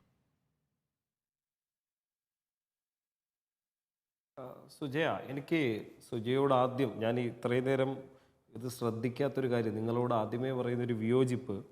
ഇവിടെ കോൺഗ്രസിന് വേണ്ടി സംസാരിക്കുന്ന പ്രിയ സുഹൃത്ത് ശ്രീകുമാർ, അദ്ദേഹമായിട്ട് ഞാൻ ഒരുപാട് നാൾ ചർച്ചയ്ക്കിരുന്നിട്ടുണ്ട്. അപ്പോൾ അദ്ദേഹത്തിനെ എല്ലാ ചർച്ചകളിലും വലത് നിരീക്ഷകനൊക്കെയാണ് എഴുതി കാണിക്കുന്നത്. ഇവിടെ CPM അംഗമായിട്ടുള്ള എന്നെ ഇടത് നിരീക്ഷകനും കോൺഗ്രസിന് വേണ്ടി സംസാരിക്കുന്ന വീക്ഷണം പത്രത്തിൻ്റെ എഡിറ്ററായിരുന്ന പ്രിയ സുഹൃത്ത് ശ്രീകുമാറിനെ ഒരു രാഷ്ട്രീയ നിരീക്ഷകനുമായിട്ട് എഴുതി കാണിക്കുന്നതിൽ ആദ്യമേ തന്നെ ഞാൻ വിയോജിപ്പ് അറിയിക്കുകയാണ്. ഇനി താങ്കൾ ചോദിച്ച ചോദ്യത്തിലേക്ക് വന്നു കഴിഞ്ഞാൽ, അപ്പോൾ നമുക്കറിയാമല്ലോ, ഈ സന്ദീപ് വാര്യർ കുറേ കാര്യങ്ങൾ പറഞ്ഞു. അദ്ദേഹം നെഹ്റു അല്ലെങ്കിൽ നെഹ്റുവിൻ്റെ മിസ് ലീഡിങ് അല്ലെങ്കിൽ പോളിസി ഇതൊക്കെയാണ് പറയുന്നത്. നിങ്ങളൊന്ന് ആലോചിച്ച് നോക്കൂ, ഇന്ത്യയുടെ രാഷ്ട്രീയ ചരിത്രം അറിയുന്നവർക്കൊക്കെ അറിയാം എങ്ങനെയാണ് ഇന്ത്യയിലെ ഓരോ നോർത്ത് ഈസ്റ്റ് സംസ്ഥാനങ്ങൾ ഇന്ത്യൻ യൂണിയൻ്റെ ഭാഗമായതെന്നും അതിൽ നെഹ്റുവിൻ്റെ ടൈം എടുത്ത ഡിപ്ലോമസി എന്തായിരുന്നു, ഇന്ദിരാഗാന്ധിയുടെ സമയത്തെടുത്ത ഈ പറയുന്ന പോളിസി എന്തായിരുന്നു, ഇന്ത്യ ചൈന യുദ്ധത്തിൽ നെഹ്റുവിന് പരാജയം ഏറ്റുവാങ്ങി എന്നൊക്കെയുള്ളത് നമുക്കറിയാം. പക്ഷേ അപ്പോഴും നമ്മൾ മനസ്സിലാക്കേണ്ടത് അബ്സ്പയെ പറ്റിയൊക്കെയാണ് അദ്ദേഹം പറയുന്നത്. അബ്സ്പ ഈ പ്രധാനമന്ത്രിമാർ ഇരിക്കുന്ന സമയത്തും ഉണ്ടായിട്ടുണ്ട്. ഇന്ന് നരേന്ദ്രമോദി സർക്കാർ അധികാരത്തിൽ ഇരിക്കുമ്പോഴും നോർത്ത് ഈസ്റ്റ് വലിയ പ്രശ്നമാണ്. മണിപ്പൂര് ഇപ്പോൾ അധികാരത്തിലിരിക്കുന്നത് നരേന്ദ്രമോദി സർക്കാരിൻ്റെ കാലഘട്ടത്തിലാണ്. ഈ സമയത്ത് BJP അവിടെ അധികാരത്തിൽ ഇരുന്നിട്ട് മണിപ്പൂരിൽ എന്ത് ചെയ്തു? നമ്മൾ എത്രയോ നാൾ ഇവിടെ ചർച്ച ചെയ്തതാണ്. അപ്പോൾ മണിപ്പൂര് നരേന്ദ്രമോദി സർക്കാർ അധികാരത്തിൽ ഇരിക്കുമ്പോഴും ഈ പറയുന്ന രീതിയിൽ കത്തുകയാണ്. അബ്സ്പ നാഗാലാൻഡിലുണ്ട്, അസമിലുണ്ട്, ഈ പറയുന്ന മറ്റ് സംസ്ഥാനങ്ങളിലുണ്ട്. ഇതൊക്കെ കാലാകാലങ്ങളിൽ പിൻവലിക്കപ്പെട്ടിട്ടുണ്ട്. ഇപ്പോൾ പഞ്ചാബിലുണ്ടായിരുന്ന അബ്സ്പ കുറച്ച് കാലം കഴിഞ്ഞപ്പോൾ അത് പിൻവലിക്കപ്പെട്ടിട്ടുണ്ട്. അപ്പോൾ അവിടുത്തെ രാഷ്ട്രീയ സാഹചര്യമോ അവിടുത്തെ ഈ പറയുന്ന എന്താണ് മറ്റ് സംഭവങ്ങളും നോക്കി പിൻവലിക്കേണ്ടതാണ്. ഇവർ അധികാരത്തിൽ ഇപ്പോൾ നരേന്ദ്രമോദി സർക്കാർ 2014 അധികാരത്തിൽ വന്നതിന് ശേഷം മേഘാലയയിൽ അബ്സ്പ എക്സ്റ്റെൻഡ് ചെയ്തിട്ടുണ്ട്, ത്രിപുരയിൽ എക്സ്റ്റെൻഡ് ചെയ്തിട്ടുണ്ട്, അതൊക്കെ പിൻവലിക്കപ്പെട്ടിട്ടുണ്ട്. അപ്പോൾ കാലാകാലങ്ങളിൽ അങ്ങനെ ഇപ്പോൾ ഒരു സർക്കാരിനെ മാത്രം കുറ്റം പറയേണ്ട ആവശ്യമില്ല. 2014 ശേഷമാണ് ഇന്ത്യ എന്ന് പറയുന്ന ഒരു രാജ്യം ഉണ്ടായതെന്നും നരേന്ദ്രമോദിയാണ് ഈ രാജ്യം ഉണ്ടാക്കിയതെന്നും എന്നുള്ള നറേറ്റീവാണ് പ്രിയ സുഹൃത്ത് സന്ദീപ് വാര്യർ കൊടുക്കാൻ ശ്രമിക്കുന്ന. അതൊന്നും അംഗീകരിച്ച് തരാൻ പറ്റില്ല എന്നുള്ളത് സന്ദീപ് വാര്യർ ആദ്യം മനസ്സിലാക്കുക. പിന്നെ സന്ദീപ് വാര്യറിൻ്റെ മനസ്സിൽ ഞങ്ങൾ ഇപ്പോൾ 3 സംസ്ഥാനത്ത് വിജയിച്ചു നിൽക്കുന്നു.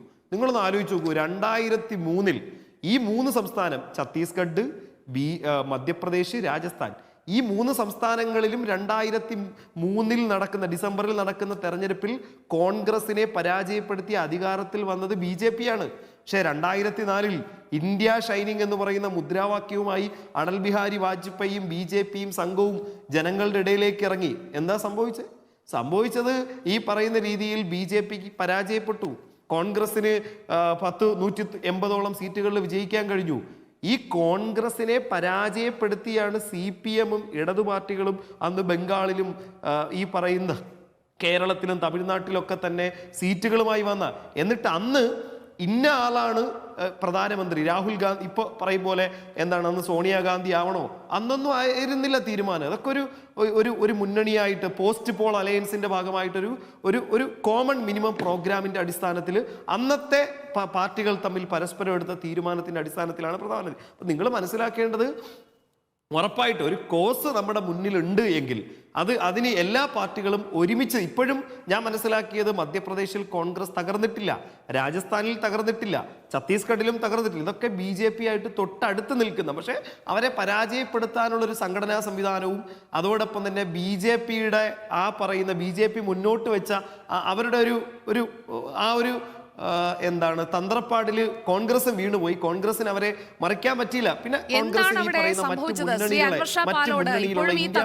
പറയുന്നതേ ഉള്ളൂ. അവിടെ എന്താണ് അവർ ഉപയോഗിച്ച വിന്നിംഗ് ഫോർമുല അത് തിരിച്ചറിയാൻ ഒരു പ്രതിപക്ഷത്തിന് കഴിയുന്നില്ലെങ്കിൽ പിന്നെ നിങ്ങൾ എങ്ങനെയാണ് 2024 അവരെ മറിച്ചിടുക? അല്ല, അതാണ് നേരത്തെ പ്രിയ സുഹൃത്ത് ശ്രീകുമാർ പറഞ്ഞത്. ഇപ്പോൾ ഗോവിന്ദൻ മാഷിൻ്റെ കാര്യമൊക്കെ പറഞ്ഞു. ഓക്കെ, നിങ്ങളങ്ങനെ പറഞ്ഞോളൂ. കാരണം കേരളത്തിൽ മാത്രമുള്ള അല്ലെങ്കിൽ മറ്റുള്ള രാജസ്ഥാനിലെ ഏതെങ്കിലുമൊക്കെ പോക്കറ്റിലോ അല്ലെങ്കിൽ മറ്റ് തെലങ്കാനയുടെ ഏതെങ്കിലുമൊക്കെ ഒരു ഭാഗത്ത് മാത്രമുള്ള ഒരു പാർട്ടിയാണ് എന്ന് നിങ്ങൾ CPMനെയും ലെഫ്റ്റ് പാർട്ടികളെയും കളിയാക്കിക്കോളൂ. നിങ്ങൾ മനസ്സിലാക്കേണ്ടത് CPM മാത്രമല്ല, ഈ പറയുന്ന നിതീഷ് കുമാറിന്റെ നിലപാട് എന്താണ്, അല്ലെങ്കിൽ ഉത്തർപ്രദേശിൽ കോൺഗ്രസിനേക്കാളും വലിയ പാർട്ടിയാണ്. ഈ തെരഞ്ഞെടുപ്പ് നടന്ന് റിസൾട്ട് കഴിഞ്ഞതിന്റെ പിറ്റേ ദിവസം റിപ്പോർട്ടർ ചാനലിൽ എത്രയോ ദിവസം ചർച്ച നടത്തിയതാണ് ഈ ഇന്ത്യ മുന്നണിയുടെ യോഗത്തിലേക്ക് എന്തുകൊണ്ടാണ് ഈ പാർട്ടികൾ പ്രതിനിധികളെ മാത്രം അയക്കുന്നത്, ആരും വരാൻ വില്ലിങ് ആവാത്തതിന്റെ റീസൺ ഇതാണ്. കോൺഗ്രസ് ആണ് ഇന്ത്യയുടെ പല സ്ഥലങ്ങളിലും മറ്റുള്ള പാർട്ടികളുമായി സഹകരിക്കേണ്ടതും ഞങ്ങൾ BJPയെ പരാജയപ്പെടുത്താൻ നമ്മളെല്ലാം ഒറ്റക്കെട്ടായിട്ട് നിൽക്കണോ എന്ന് തീരുമാനിച്ചു കഴിഞ്ഞാൽ BJPയെ പരാജയപ്പെടുത്താൻ പറ്റുന്നതേ ഉള്ളൂ. ഇപ്പൊ കർണാടകയിൽ BJP പരാജയപ്പെട്ടില്ലേ, ഹിമാചൽ പ്രദേശിൽ പരാജയപ്പെട്ടില്ലേ? അപ്പോൾ അവിടുത്തെ രാഷ്ട്രീയ സാഹചര്യവും അതോടൊപ്പം തന്നെ ഇന്ത്യ മുന്നണിയിലുള്ള എല്ലാ കക്ഷികളും, ഇപ്പൊ തെലങ്കാനയിൽ ഈ പറയുന്ന രീതിയിൽ CPMുമായിട്ട് CPMന് കൃത്യമായിട്ട് വോട്ട് കിട്ടുന്ന പോക്കറ്റ് അവിടെ ഉണ്ട്, അത് കൃത്യമായിട്ട് കോൺഗ്രസിന് അറിയാം. പക്ഷേ അവിടുത്തെ രാഷ്ട്രീയ സാഹചര്യത്തിൽ കോൺഗ്രസിനാണ് രാഷ്ട്രീയ സാഹചര്യം എന്നുള്ളത് കൊണ്ട് കോൺഗ്രസ് അവിടെ വിജയിച്ചു.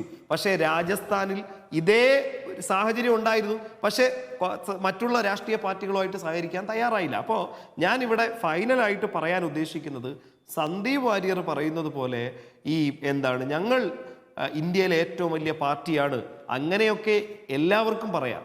ഞങ്ങളാണ് ഇപ്പോൾ ഈ പറയുന്ന രീതിയിൽ ഇത്ര ശതമാനം വോട്ട് കിട്ടി. അപ്പോഴേക്കും നമ്മൾ മനസ്സിലാക്കേണ്ട അതിൻ്റെ മറുപക്ഷത്ത് BJPയെ വോട്ട് ചെയ്യാത്ത 50% ജനങ്ങൾ ഈ രാജ്യത്തുണ്ട്, അല്ലെങ്കിൽ 60% ജനങ്ങളുണ്ട്.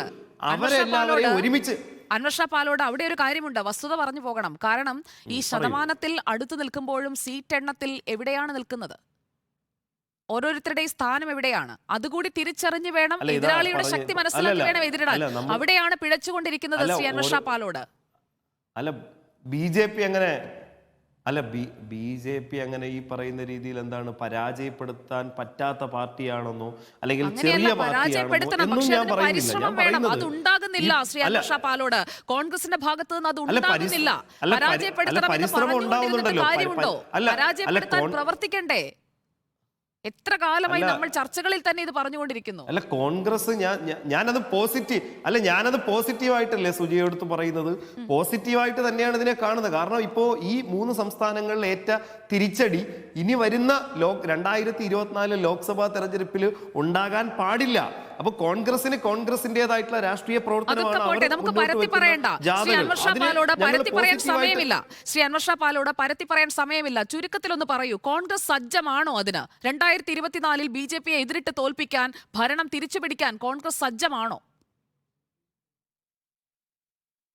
അല്ല, കോൺഗ്രസ് ആണോ എന്ന് ചോദിച്ചാൽ കോൺഗ്രസ് ആയേ പറ്റൂ.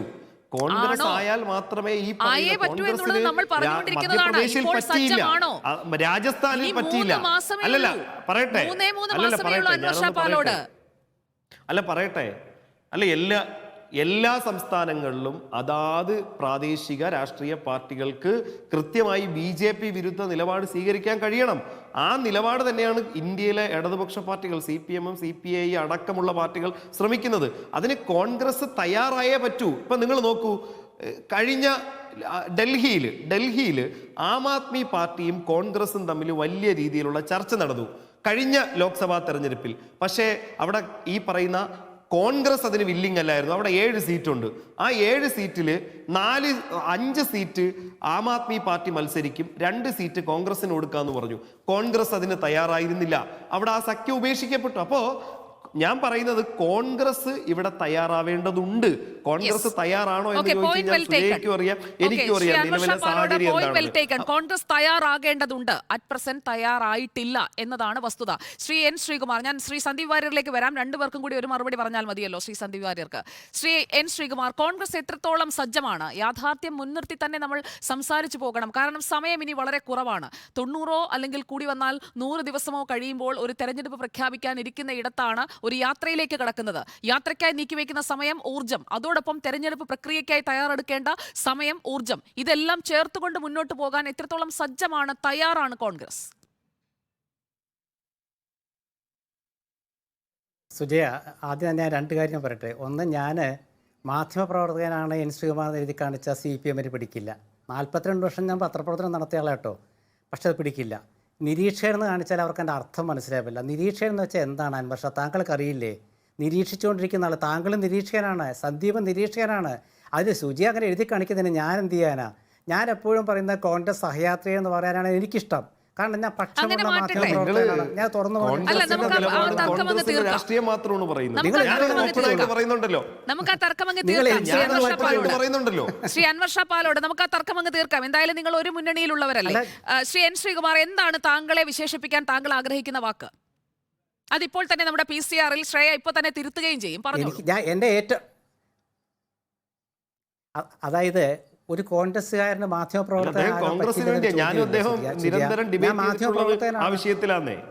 ഞാൻ മാധ്യമപ്രവർത്തകനാണ് സുജയ.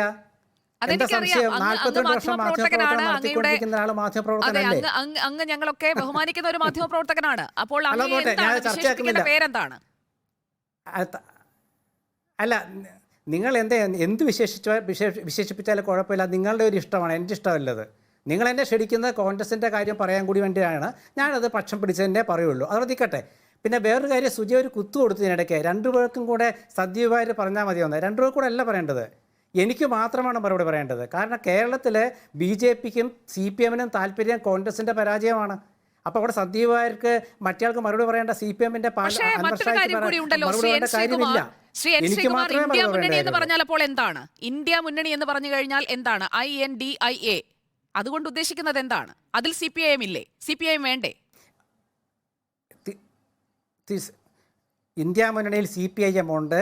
പക്ഷേ കേരള CPM-ന്റെ സമ്മർദ്ദം മൂലം അതിൻ്റെ കോർഡിനേഷൻ കമ്മിറ്റിയിൽ അവരുടെ അംഗമില്ല. അത് കേരളത്തിലെ അവരുടെ കാര്യമാണ്. അവർ കേരളത്തിലേ ഉള്ളൂ. അതുകൊണ്ട് അവർ ശക്തമാണ്. കോൺഗ്രസിനെ അവർക്ക് തോൽപ്പിക്കാനാവും. അതുകൊണ്ട് അവർക്കത് താല്പര്യം അങ്ങനെയാണ്. മാത്രമല്ല, ശ്രീ അൻവർ ഷാ ഇവിടെ പറഞ്ഞു വെച്ച് നോക്കുകയാണെങ്കിൽ തൃണമൂൽ കോൺഗ്രസ് എന്താ പറഞ്ഞത്? നമുക്ക് ബംഗാളിൽ ഒന്നിക്കാന്ന് പറഞ്ഞില്ലേ? CPM എന്താ പറഞ്ഞാൽ പറ്റില്ല എന്ന്. അതെന്തുകൊണ്ടാണ് പറഞ്ഞത്? BJP വിരുദ്ധ മനോഭാവം ഇത്ര ആളിക്കത്തിക്കുകയാണെങ്കിൽ എന്തുകൊണ്ടാണ് തൃണമൂലുമായിട്ട് യോജിക്കാതിരുന്നത്? കാരണം അവർക്ക് യോജിക്കാൻ പറ്റില്ല. സീതാറാം യെച്ചൂരിയും പ്രകാശ് കാരാട്ടൊക്കെ പറഞ്ഞൊരു കാര്യമുണ്ട്, അൻവർ ഷാ മറന്നുപോയി. അതായത് നമുക്ക് യോജിക്കാൻ കഴിഞ്ഞു എന്ന് വരില്ല, പക്ഷേ തെരഞ്ഞെടുപ്പിൽ നീക്കുപോക്കുണ്ടാക്കി മത്സരിക്കാം, ജയിച്ചു കഴിഞ്ഞാൽ നമുക്ക് ഒന്നിക്കാം. ഇതാണ് അവരുടെ ലൈൻ, CPM-ന്റെ. അതിലാരും മാറ്റമില്ല. പിന്നെ മണിപ്പൂർ വിഷയം കത്തി നിൽക്കുമ്പോഴാണ് ക്രിസ്മസ് ദിനത്തിൽ നരേന്ദ്രമോദി വിരുന്നിന് ക്ഷണിച്ചെന്ന് സുജയ് ചോദിച്ചല്ലോ. അല്ല, ഞാൻ പറയട്ടെ. അതായത് നരേന്ദ്രമോദി മണിപ്പൂർ വിഷയം കത്തി നിൽക്കുമ്പോൾ തന്നെയാണ് എല്ലാം പറയാം. അതായത്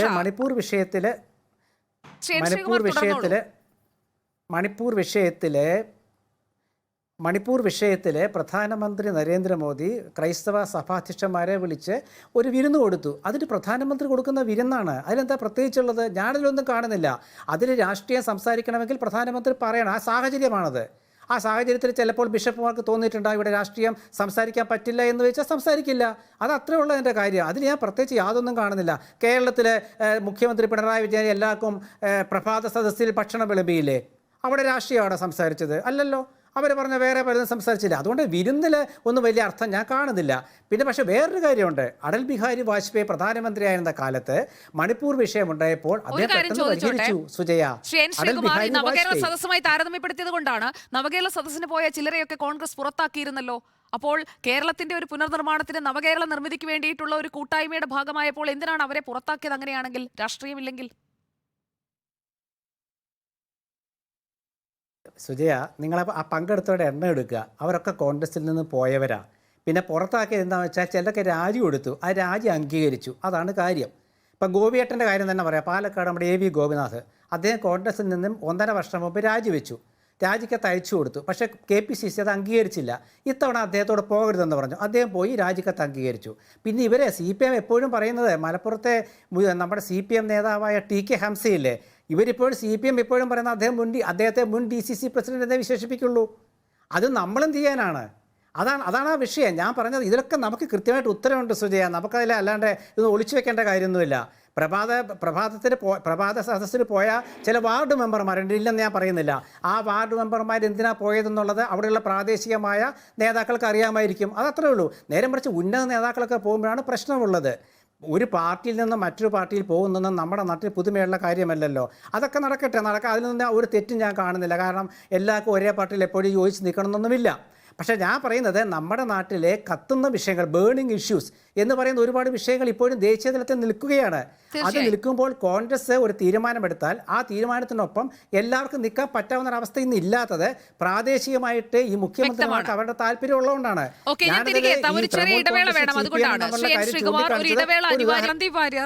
നേരത്തെ ശ്രീ N ശ്രീകുമാറിലേക്കും ഒപ്പം ശ്രീ അൻവർ ഷാ പാലോടിലേക്കും പോകുമ്പോൾ BJPയുടെ ഒരു അപ്രമാദിത്വം അത് ഉറപ്പിക്കുന്ന തരത്തിലാണ് സമീപകാല തെരഞ്ഞെടുപ്പ് വിജയങ്ങൾ നിൽക്കുന്നത് എന്നത് യാഥാർത്ഥ്യമാണ്. പക്ഷേ 2024 വിജയം എന്ന് പറയുന്നത് എത്രത്തോളം ഒരു ഈസി വോക്ക് ഓവർ ആണ് എന്ന് BJP കരുതുന്നു? അത്രത്തോളം എളുപ്പമാകാനുള്ള ഒരു സാഹചര്യം നിലവിലുണ്ടോ? പ്രത്യേകിച്ച് മണിപ്പൂർ അടക്കമുള്ള വിഷയങ്ങൾ വീണ്ടും സജീവമാക്കാനാണല്ലോ ജനുവരി 14 മണിപ്പൂരിൽ നിന്ന് തന്നെ യാത്ര തുടങ്ങുന്നത്. KC വേണുഗോപാൽ ഇന്ന് കൃത്യമായി അത് പറയുകയും ചെയ്തു. മണിപ്പൂരിലെ ജനങ്ങളുടെ വേദന, ആ മുറിവുണക്കണം എന്ന് പറഞ്ഞുകൊണ്ടാണ് ഈ യാത്രയിലേക്ക് അവർ കടക്കുന്നത്. ഞാൻ നേരത്തെ സൂചിപ്പിച്ചു, എല്ലാ രാഷ്ട്രീയ പാർട്ടികൾക്കും അവരുടേതായിട്ടുള്ള പൊളിറ്റിക്കൽ ക്യാമ്പയിൻ നിശ്ചയിക്കാനുള്ള അവകാശമുണ്ട്. അതിനെ പൂർണ്ണമായും റെസ്പെക്ട് ചെയ്തുകൊണ്ടാണ് സംസാരിക്കുന്നത്. പക്ഷേ ഇവിടെ കോൺഗ്രസ് ഉന്നയിക്കുന്ന വിഷയങ്ങൾ വാസ്തവത്തിൽ അവർ ഈ നാട്ടിലെ ജനങ്ങളോട് ചെയ്തിട്ടുള്ള വലിയ അനീതിക്ക് മാപ്പിരുന്നുകൊണ്ടാണ് ഈ യാത്ര നയിക്കേണ്ടത്. ന്യായം കൊടുക്കേണ്ടത് എങ്ങനെയാണ്? അവർ വർഷങ്ങളായി 10-60 വർഷക്കാലം കോൺഗ്രസിന്റെ മുദ്രാവാക്യം എന്ന് പറയുന്നത് ഗരീബി ഹഠാവോ എന്നുള്ളതായിരുന്നു. ഈ രാജ്യത്ത് ദാരിദ്ര്യം ഇല്ലാതാക്കാൻ, രാജ്യത്തെ ജനങ്ങൾക്ക് അത്തരം കാര്യങ്ങൾ കൊടുക്കാൻ സാധിച്ചു. സാധാരണഗതിയിൽ ഒരു മനുഷ്യന്റെ ദാരിദ്ര്യം ഇല്ലാതാവുന്നത് എങ്ങനെയാണ്? അവന് നല്ല വീടുണ്ടാകണം, അവന് കഴിക്കാൻ ഭക്ഷണം വേണം, അവന് വെള്ളം വേണം, റോഡ് സൗകര്യങ്ങൾ വേണം, ഇലക്ട്രിസിറ്റി വേണം. ഈ സൗകര്യങ്ങളൊക്കെ ഉണ്ടാകുന്ന സമയത്താണല്ലോ സ്വാഭാവികമായിട്ടും ന്യായം കിട്ടുന്നത്. ഇതെല്ലാം കൊടുക്കുന്നതിൽ പരാജയപ്പെട്ടു 60 വർഷക്കാലം രാജ്യം ഭരിച്ച കോൺഗ്രസ്. ഇതെല്ലാം ഈ നാട്ടിലെ കോടിക്കണക്കിന് വരുന്ന പാവപ്പെട്ട മനുഷ്യർക്ക് കൊടുത്തത് നരേന്ദ്രമോദി സർക്കാരാണ്. ഈ രാജ്യത്ത് നരേന്ദ്രമോദി സർക്കാർ അധികാരത്തിൽ വരുമ്പോൾ 80% വീടുകളിൽ കുടിവെള്ളമില്ല. ഇന്ന് ജൽജീവൻ മിഷനിലൂടെ രാജ്യത്തെ ഓരോ വീട്ടിലേക്കും ശുദ്ധമായ കുടിവെള്ളം എത്തിച്ചു കൊടുക്കുന്നു. അതല്ലേ ന്യായം കൊടുക്കുന്നത്? നരേന്ദ്രമോദി സർക്കാർ അധികാരത്തിൽ വരുന്ന സമയത്ത് 18,000-ലധികം ഇന്ത്യൻ ഗ്രാമങ്ങളിൽ വൈദ്യുതി എത്തിയിട്ടില്ല. സ്വാതന്ത്ര്യം കഴിഞ്ഞ് 75 വർഷം കഴിഞ്ഞിട്ടും അത്രയും ഗ്രാമങ്ങളിലേക്ക് വൈദ്യുതി എത്തിച്ചു. ഇന്ത്യയിലെ എല്ലാ അവസാനത്തെ ഗ്രാമത്തിലും വൈദ്യുതി എത്തിച്ചു നൽകിയത് നരേന്ദ്രമോദി സർക്കാർ. അതല്ലേ ന്യായം കൊടുക്കുന്നത്? നോർത്ത് ഈസ്റ്റ് ഉൾപ്പെടെയുള്ള സംസ്ഥാനങ്ങളിലേക്ക് അടിസ്ഥാന സൗകര്യ വികസനം എത്തിച്ചത് നരേന്ദ്രമോദി സർക്കാരല്ലേ? അത് ഡേറ്റയല്ലേ പറയുന്നത്, ഞാൻ വെറുതെ പറയുന്നതല്ലോ. ആദ്യമായിട്ട് ഇംഫാലിലേക്ക് എങ്ങനെയാണ് ട്രെയിൻ എത്തിയത്? ഇംഫാലിലെ ജനങ്ങൾ എങ്ങനെയാണ് ഇന്ത്യൻ റെയിൽ മാപ്പിന്റെ ഭാഗമായി മാറിയത്? അത് നരേന്ദ്രമോദി സർക്കാരല്ലേ? അവിടേക്ക് എങ്ങനെയാണ് വലിയ ദേശീയപാതകൾ ഉണ്ടായത്? നിങ്ങൾ നിഷേധിച്ച കാലങ്ങളായി ജനങ്ങൾക്ക് നിഷേധിച്ചിട്ടുള്ള എല്ലാ സൗകര്യങ്ങളും നൽകിയത് നരേന്ദ്രമോദി സർക്കാരാണ് എന്ന് പറയുമ്പോ പ്രധാനപ്പെട്ട ചോദ്യത്തിലേക്ക് വരണം. സംഭവിച്ച അങ്ങനെയൊന്നുമല്ല. ശ്രീ സന്ദീപ് വാര്യർ, അടിസ്ഥാന സൗകര്യ വികസനം, അതുപോലെ വെൽഫെയർ സ്കീംസ് അതെല്ലാം വളരെ നന്നായി തന്നെ ആവിഷ്കരിച്ചിട്ടുണ്ട്, സമ്മതിക്കുന്നു. പക്ഷേ നീതി അത് ഉറപ്പാക്കിയിട്ടുണ്ടോ? മണിപ്പൂരിൽ നിന്ന് തുടങ്ങുന്നത് വെറുതെയല്ല. ഞാനതാ പറയുന്നത്. അല്ലെ, അങ്ങനെയാണെങ്കിൽ അദ്ദേഹം നീതി ഉറപ്പാക്കേണ്ടത് എവിടെയാണ്? നീതി ഉറപ്പാക്കാൻ ഉത്തരവാദിത്തപ്പെട്ട ഗവൺമെന്റ് ആ കാര്യങ്ങൾ ചെയ്യുന്നുണ്ട്. അതിന്റെ സ്റ്റേക്ക് ഹോൾഡേഴ്സിന് അത് ബോധ്യപ്പെട്ടിട്ടുണ്ട്. ഇത് ഇവരായിട്ട് ഇനി പുതിയ നറേഷൻ ഉണ്ടാക്കുകയും വേണ്ട. അവർക്ക് നീതി കൊടുക്കാനാണെങ്കിൽ ഞാൻ നേരത്തെ സൂചിപ്പിച്ചു, രാഹുൽ ഗാന്ധി അദ്ദേഹത്തിന്റെ വീടിന് പുറത്തേക്ക് ഇറങ്ങി അദ്ദേഹത്തിന്റെ അച്ഛൻ വരുത്തി വെച്ചിട്ടുള്ള അന്യായങ്ങൾക്ക് അവിടെ നീതി നിഷേധിക്കപ്പെട്ട സിഖുകാർക്ക് നീതി കൊടുക്കാൻ അവർക്ക് കഴിഞ്ഞിട്ടുണ്ടോ ഇത്രയും കാലമായിട്ട്? ഈ ജഗദീഷ് ടൈറ്റ്ലറെയും സജ്ജൻ കുമാറിനെയും പോലെയുള്ള ആളുകളെ ഇപ്പോഴും കൊണ്ടു നടക്കുന്ന ആരാണ്? സിഖ് കലാപത്തിൽ 84 സിഖ് വിരുദ്ധ കലാപത്തിൽ ഇരകളാക്കപ്പെട്ട മനുഷ്യർക്ക് നീതി കൊടുത്തത് നരേന്ദ്രമോദി സർക്കാരാണ്. ആ കേസുകൾ റീഓപ്പൺ ചെയ്ത് കോൺഗ്രസ് നേതാക്കൾക്ക്, കലാപകാരികളായ കോൺഗ്രസ് നേതാക്കൾക്ക് ശിക്ഷ വാങ്ങിക്കൊടുത്തത് നരേന്ദ്രമോദി സർക്കാരാണ്. നീതി കൊടുത്തത് ഞങ്ങളാണ്, ഇവരല്ല. ഇവരെങ്ങോട്ടാണ് ഈ ന്യായം പറഞ്ഞു വരുന്നത്? ഇപ്പൊ നേരത്തെ പറഞ്ഞല്ലോ, ഈ ന്യായം പറയുന്ന സമയത്ത് ഈ യാത്ര നയിക്കുന്ന ആളുടെ ഒരു ക്രെഡിബിലിറ്റി ഉണ്ടല്ലോ. ഈ രാഹുൽ ഗാന്ധി എന്ന് പറയുന്ന നേതാവിന് അവരുടെ മുന്നണിയിൽ പോലും അക്സെപ്റ്റൻസ് ഇല്ലല്ലോ. എവിടെയാണ് അക്സെപ്റ്റൻസ് ഉള്ളത്? ഏത് സഖ്യകക്ഷിയാണ് രാഹുൽ ഗാന്ധിയുടെ നേതൃത്വം അംഗീകരിക്കുന്നത്? ഒരാളും പറയുന്നില്ലല്ലോ. പകരം മല്ലികാർജുൻ ഖാർഗെ. ശ്രീ സന്ദീപ് വാര്യർ, എത്ര കാലം രാഹുൽ ഗാന്ധിയെ പരിഹസിച്ചുകൊണ്ടിരിക്കും? രാഹുൽ ഗാന്ധി ഒരു നേതാവ് എന്ന നിലയിൽ മുന്നോട്ട് വന്നില്ലേ? പപ്പു എന്നൊക്കെ വിളിച്ച് കളിയാക്കിയിരുന്നിടത്തു നിന്നൊക്കെ രാഹുൽ ഗാന്ധി എത്ര ദൂരം മുന്നോട്ട് വന്നിരിക്കുന്നു? അത് കാണാതെ പോകരുത്. എതിരാളിയെ ഒരുപാട് വില കുറച്ച് കാണുന്ന രീതിയിലേക്ക് പോകരുത് നമ്മുടെ പരാമർശങ്ങൾ. അല്ല, ഞാൻ ചോദിക്കട്ടെ, ഞാൻ എവിടെയും രാഹുൽ ഗാന്ധിയെ വില കുറച്ച് കണ്ടിട്ടില്ല. പക്ഷെ രാഹുൽ ഗാന്ധിയെ 55-60 തവണ നിങ്ങൾ ഈ 55 വയസ്സിനുള്ളിൽ റീലോഞ്ച് ചെയ്തിട്ടുണ്ട്. കേരളത്തിലെ മാധ്യമങ്ങൾ, വിശിഷ്യ മനോരമയുടെ സർവേയും അതുപോലെ നമ്മുടെ നിഷ ജിബയെ പോലെയുള്ള മാധ്യമ പ്രവർത്തകരും ഇല്ലായിരുന്നെങ്കിൽ പിന്നെ എങ്ങനെയാണ് രാഹുൽ ഗാന്ധി വീണ്ടും റീലോഞ്ച് ചെയ്യപ്പെടുക? 55 വയസ്സായ ഒരാള് ഇത്തവണ രാഷ്ട്രീയ പക്വതയാർജിച്ചു, അടുത്ത തവണ രാഷ്ട്രീയ പക്വതയാർജിക്കും, അല്ലെങ്കിൽ അദ്ദേഹം ഇപ്പോ എല്ലാത്തിനും പാകമായി എന്ന് എത്ര തവണയായി പറയുന്നു? അദ്ദേഹത്തിന്റെ ഒരു ചരിത്രം എടുത്ത് പരിശോധിച്ചോ. നിരവധി തവണ ഇന്ത്യൻ മാധ്യമങ്ങൾ രാഹുൽ ഗാന്ധിയുടെ പുതിയ മുഖം, രാഹുൽ ഗാന്ധി നന്നായി, ഇത്തവണ രാഹുൽ ഗാന്ധി ഒരു കലക്കും, ഇങ്ങനെ പറഞ്ഞ് നിങ്ങൾ എത്ര തവണയായി എഴുതുന്നു? ഇപ്പൊ കേരളത്തിലെ മനോരമ പോലെ ഒരു മാധ്യമം സർവേ നടത്തി പുറത്തു കൊണ്ടുവന്ന റിസൾട്ട് നോക്കുന്നത് രാഹുൽ ഗാന്ധി ഇന്ത്യ ഷൈനിങ്ങിനെ കുറിച്ച് പറഞ്ഞു. അവസാനിപ്പിക്കാൻ സമയമായതുകൊണ്ട് ഇടപെടുകയാണ് ശ്രീ സന്ദീപ് വാര്യർ. അവസാനിപ്പിക്കാൻ സമയം, അവസാന 30 സെക്കൻഡ്. ഒരു സെക്കൻഡ്. ഇവിടെ CPM സഹയാത്രികൻ 2003 കണക്ക് പറഞ്ഞു. 2003 ഒരു മിനിറ്റ് വേണ്ട 2003 അദ്ദേഹം പറഞ്ഞ കാര്യത്തിൽ മറുപടി പറയാം. 2003 CPM ബംഗാളിൽ 35 സീറ്റ് ഉണ്ടായിരുന്നു, ലെഫ്റ്റ് പാർട്ടീസിന് 35 സീറ്റ്. ഇന്ന് ബംഗാളിൽ നിങ്ങൾ ഉപ്പ് വെച്ച കലം പോലെയായില്ലേ? 0 സീറ്റാണ് നിയമസഭയ്ക്കകത്ത്. ജ്യോതി ബസുവിനെ അനുസ്മരിക്കാൻ പോലും അവിടെ ആളുണ്ടായിരുന്നില്ല. നിങ്ങൾ ആലോചിക്കണം. അപ്പൊ ഇന്ന് 2003 രാഷ്ട്രീയ സാഹചര്യം അല്ല ഇന്ന് ഇന്ത്യ മഹാരാജ്യത്തുള്ളത്. BJP ഏറെ വളർന്നു കഴിഞ്ഞു. ആ വളർച്ച എന്ന് പറയുന്നത് ഞങ്ങൾ ഒട്ടും അഹങ്കാരത്തോടെ പറയുന്നതല്ല. ഇനി ഏതൊരു ഇലക്ഷൻ വന്നാലും, പഞ്ചായത്ത് മുതൽ പാർലമെന്റ് വരെ ഇലക്ഷൻ നടന്നാലും ആ ഇലക്ഷനെ ഗൗരവപരമായി സമീപിക്കുകയും ആ ഇലക്ഷനിൽ ജനങ്ങളോട് സംവദിക്കുന്ന ഏക രാഷ്ട്രീയ പാർട്ടി ഇന്ന് ഇന്ത്യയിൽ BJP ആണ്. ഞങ്ങൾക്ക് സൗകര്യമുള്ളത് മാത്രം മത്സരിക്കുന്ന പാർട്ടികൾ അത് സമയം അവസാനിക്കുകയാണ്. ശ്രീ സന്ദീപ് വാര്യർ, സമയം അവസാനിക്കുകയാണ്. ശ്രീ അൻവർ ഷാ പാലോട് ഒരു വരിയിൽ പൂർത്തിയാക്കണം. സമയം അവസാനിക്കുന്നത് കൊണ്ടാണ്. അദ്ദേഹം ഈ ന്യായത്തെ പറ്റി, നീതിയെ പറ്റി സംസാരിച്ചപ്പോൾ എത്രയോ ദിവസങ്ങളായി സമരം ചെയ്ത ഡൽഹിയിൽ ജന്തർ മന്ദറിലും പാർലമെന്റിന്റെ മുന്നിലും സമരം ചെയ്ത ഗുസ്തി താരങ്ങൾക്ക് നീതി കിട്ടിയോ? ഈ നമ്മുടെ കരഞ്ഞുകൊണ്ട് സാക്ഷി മാലിക് എന്താ ചെയ്തേ? ഈ മണിപ്പൂരിലെ സ്ത്രീകൾക്ക് നീതി കിട്ടിയോ? അപ്പോ ഇന്ത്യയിൽ നീതി കിട്ടാത്തവരായി ഒത്തിരി പേരുണ്ട്. നീതി വാങ്ങിക്കൊടുത്തു എന്ന് കേരളത്തിലെ മാധ്യമ പ്രവർത്തകർക്ക് നീതി കൊടുക്ക്. നിങ്ങൾ നവകേരള യാത്രയ്ക്ക് ഷൂ എറിഞ്ഞത്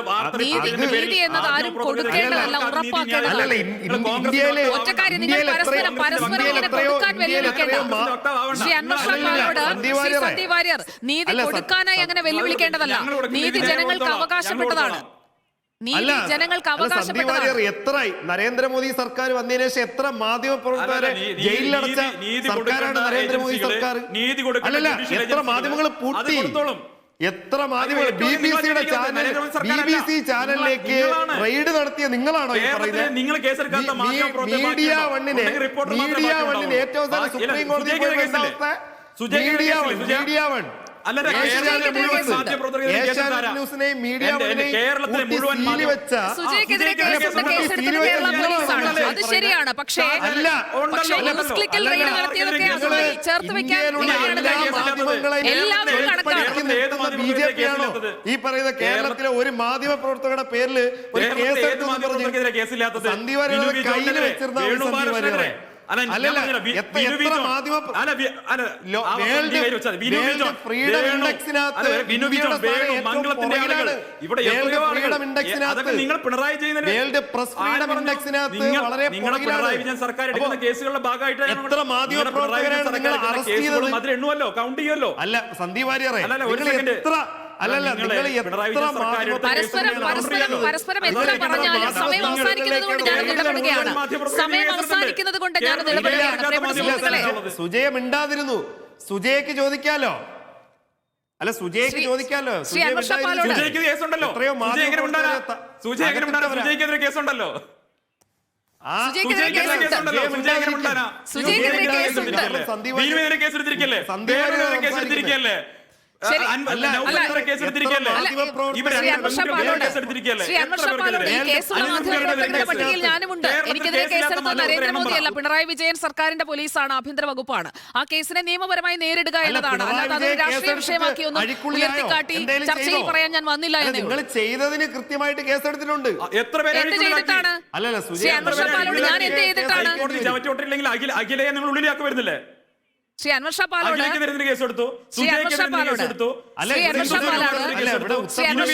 സംസ്ഥാന സർക്കാരായാലും നരേന്ദ്രമോദി സർക്കാരായാലും മാധ്യമപ്രവർത്തകർക്കെതിരെ നടപടി എടുത്തിട്ടുണ്ട്, കേസെടുത്തിട്ടുണ്ട്. ആ കേസിന്റെ മെറിറ്റിൽ പോകട്ടെ. അത് ന്യൂസ് ക്ലിക്ക് ആയാലും സുജയ പാർവതി ആയാലും അതിന്റെ മെറിറ്റിൽ ലീഗലായി തന്നെ നേരിടും. അത് ന്യൂസ് ക്ലിക്ക് ആ വഴിയിൽ പോകണം, BBC ആ വഴിയിൽ പോകണം, അത് സുജയ പാർവതി ആയാലും പോകണം. അതുകൂടെ മനസ്സിലാക്കുക. അല്ല സുജയ അല്ല, കേസിനെ കേസായിട്ട് തന്നെയാണ് കാണുന്നത്. ഞാൻ പിണറായി വിജയനെ കുറ്റം പറയാൻ വന്നില്ലല്ലോ ശ്രീ അൻവർ ഷാ പാലോട്. അല്ല അതുപോലെയാണോ? അല്ല അതുപോലെയാണോ? അതുപോലെയല്ലേ? അങ്ങനെയാണോ? അതുപോലെയല്ലേ? ഞാനെന്താ മാധ്യമപ്രവർത്തകയല്ലേ? മീഡിയ വണ്ണിനെതിരെ നടന്നിട്ടുള്ളത്